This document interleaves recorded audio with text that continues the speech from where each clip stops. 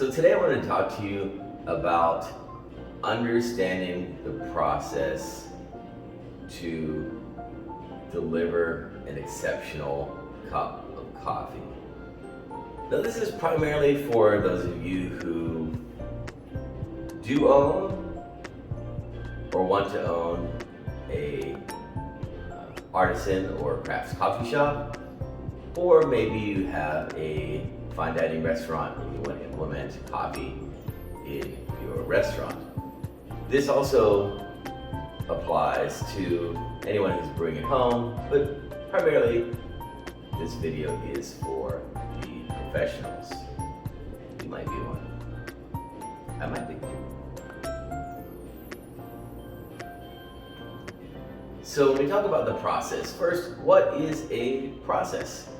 Well, it's following a set of steps in a specific order to get a desired outcome. In this case, exceptional coffee or espresso. For the purpose of this video, we will use the word coffee to cover all of the coffee things. So in this order of importance, coffee, water, grinder, person, method. Coffee, water, grinder, person, method. Those are the fundamentals that you need to focus on to have a desired outcome, which is exceptional coffee. So first, coffee. When we think about coffee, think about what is the quality of coffee that you're starting with and the skill and expertise of your roaster, which is the more important part. So when you're buying green coffee, if you're roasting, or your roaster is buying green coffee, there are company scores, tasting notes put on by the specialty importer. And if you are sourcing the coffee directly, let's just start with the assumption that you have the skill set to do that appropriately. So the quality of coffee, we will say, is a given.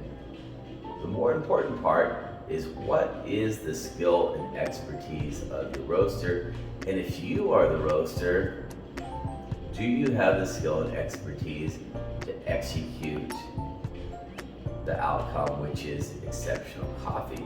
So whether you're doing a simple coffee with a few flavors or a complex coffee with lots of flavors, you should be able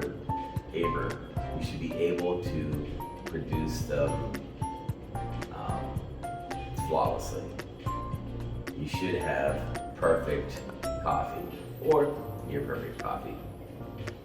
So questions to think about for yourself or for your roaster, because it's kind of when you're using a roaster as your main source for your coffee, you're hiring them to do a task, which is to provide you with great coffee, and you should interview them accordingly, like you would for any other position. This is the position of roaster, and you also need to hire yourself as a roaster if you're doing that. Think about these questions.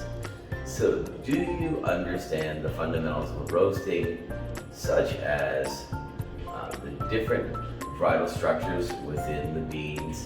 So whether it's small and dense cells, larger and coarser cells, a combination somewhere in between, do you understand that, and what's the right amount of heat for that specific coffee to penetrate the cells and to start that catalyst that begins the roasting process? And can you do that for the different types of coffees? And have you worked with all the different varietals that you're bringing in? Are you making sure that you do all your experimentation in the back room, and then after you figure it out, you bring that thing up front, then you use it after it's perfected? That's really the minimum qualifications for having some skill and expertise as a roaster, and with everything that we are doing in the craft, the more you do it and the more you focus on tasting and adjusting, the better outcomes you're going to get. So, coffee. Quality of coffee, skill, and expertise of the roaster.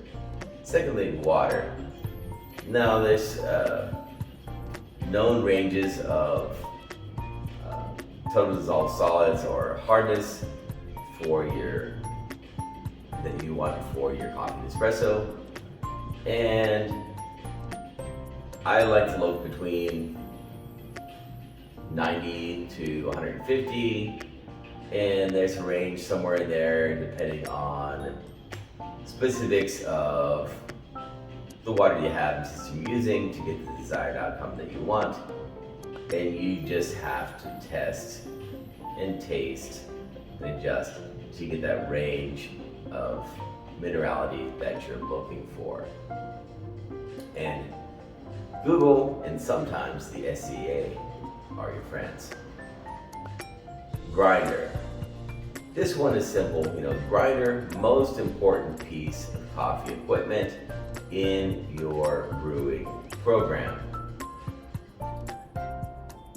You want a grinder that's going to be able to produce the size of particles you want, adjustable, with good burrs on it that are going to give you some level of uniformity.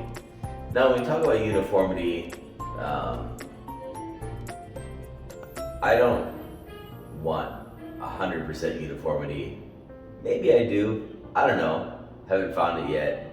It really depends on specifically the type of particles that your grinder produces that will determine how it extracts.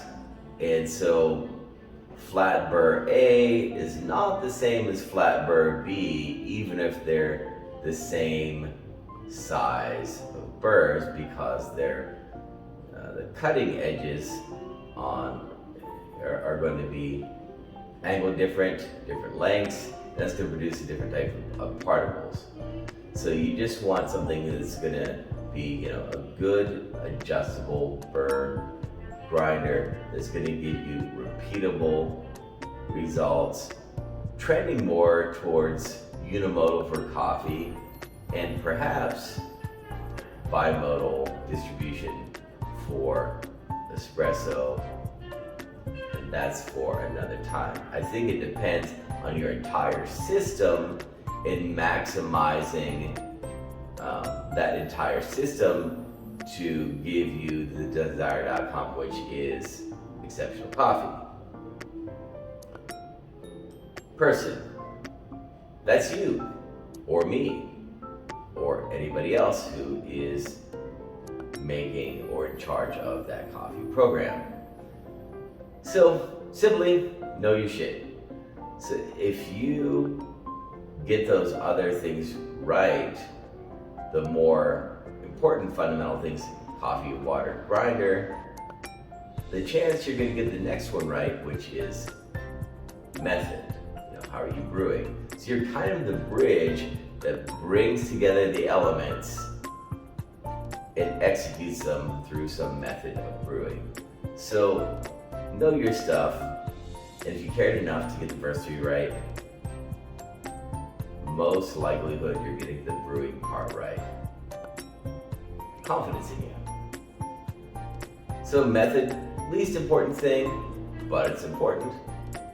So whether you're doing coffee or espresso or whatever specific method of coffee brewing you're doing, just pick something either that you're good at or that you're interested in pursuing, and be dedicated to getting the desired result of the process, which is exceptional coffee.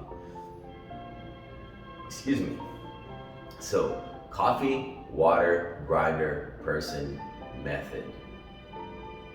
These are the fundamentals of the process to deliver the result, which is exceptional coffee. And of course, always whole bean only. Whole bean.